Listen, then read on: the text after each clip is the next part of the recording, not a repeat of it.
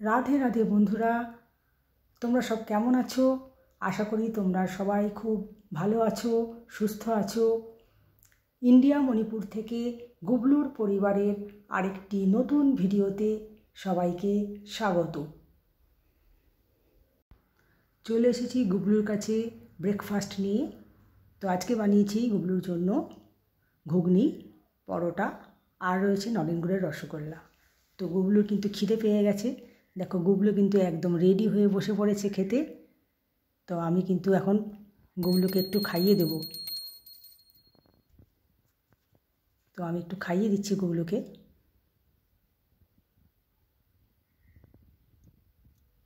গুবলু সোনা খেয়ে নাও। তো গুবলুকে খাইয়ে দেওয়ার পরে কিন্তু আমি খুব তাড়াতাড়ি কিচেনে চলে যাব, কারণ আজকে আমি গুবলুর জন্য কিছু স্পেশাল খাবার বানাবো। তো তার জন্য একটু টাইম তো লাগবে। তো চলো আমরা এখন সরাসরি কিচেনে চলে যাই। তো আমি চলে এসেছি এখন কিচেনে, আর নিয়ে নিয়েছি একটু ময়দা, তার মধ্যে দিয়ে দিচ্ছি একটু সাদা তেল, আর সাথে দিচ্ছি আমি 1.5 চামচ মতো বেকিং পাউডার। আজকে বানাবো আমি তন্দুরি রুটি। তো তন্দুরি রুটি মোটামুটি এখানে 6টা মতো হবে, সেই হিসেবে পরিমাণগুলো দিয়েছি আমি। এটাকে একটু মেখে নিয়ে আমার ঘরে পাতা দই, এই দইটা দিয়ে আমি মাখবো। এখানে কোনো জল ব্যবহার আমি করব না।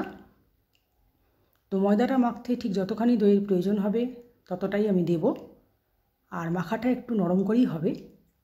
তো মোটামুটি মাখাটা ঠিক এই রকম হবে। আর তন্দুরি রুটির সাথে কিন্তু আমার থাকবে পালক পনির। তো পালক পনির বানানোর জন্য আমি কড়াইয়ে একটু জল দিয়ে পালং শাকের পাতাগুলো আমি আলাদা করে বেছে রেখেছি, ধুয়ে রেডি করে। আর তার সাথে একটা টমেটো দিয়ে আমি একটু বয়েল করতে দিচ্ছি। সাথে কিন্তু জিরা রাইসও থাকবে। তো চালটা আমি অলরেডি ধুয়ে জল ঝরতে দিয়েছি। তো দেখো পালং শাক কিন্তু সেদ্ধ হয়ে গেছে। তো সেটাকে এখন আমি জল ঝরাতে দিয়েছি।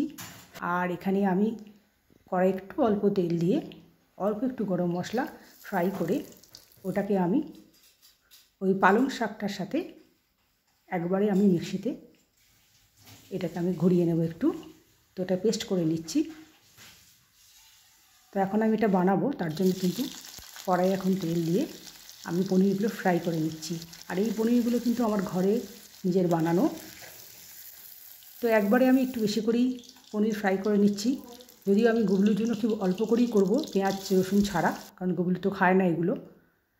পরে আমরা পেঁয়াজ রসুন অ্যাড করব আলাদা করে।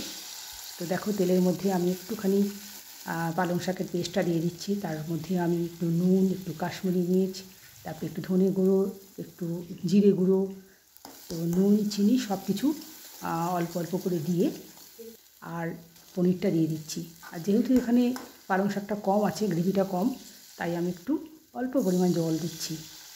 তো তারপরে দিয়ে দিচ্ছি আমি একটুখানি কসুরি মেথি, এটাকে একটু ক্র্যাশ করে দিয়ে দিচ্ছি আমি। আর তারপরে একটু বাটার দিলাম। তো মোটামুটি দেখো আমার গুবলুর জন্য পালক পনির কিন্তু রেডি হয়ে গেছে। তো এটা এখন থাক, এখন চলে যাই আমি এবার জিরা রাইসটা বানিয়ে নেব। তার জন্য কি করলাম, আমি এখন কড়াতে একটু তেল দিয়ে দিচ্ছি, আর দিচ্ছি একটু জিরে আর গরম মশলা ফোড়ন, আর ধুয়ে রাখা চালটা আমি দিয়ে এটাকে আমি একটু ভেজে নেব।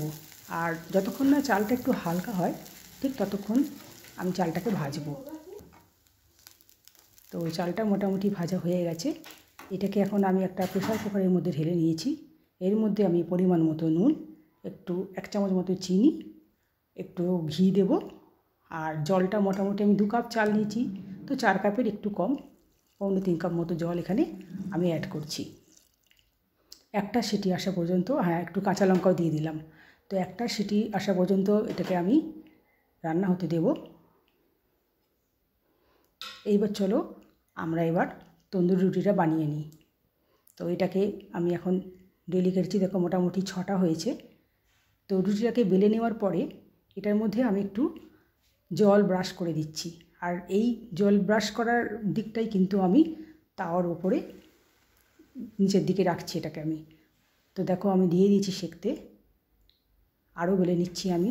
এখন তাওয়াটাকে উল্টো করে এটাকে আমার সেঁকে নিতে হবে। এটা তো আমার তন্দুরি রুটি মোটামুটি তৈরি হয়ে গেছে।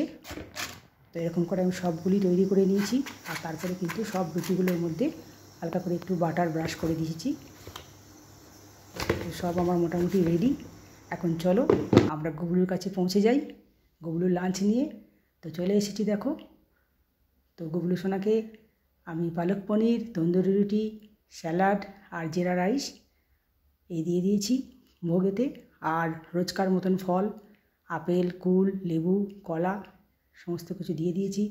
গুবলুর খিদে পেয়ে গেছে, তো গুবলুকে আমার পুজো দেওয়া হয়ে গেছে, গুবলু এখন খাবে। তো আজকের ভিডিওটা এই পর্যন্তই, আবার দেখা হবে অন্য কোনো ভিডিওতে। টাটা বন্ধুরা।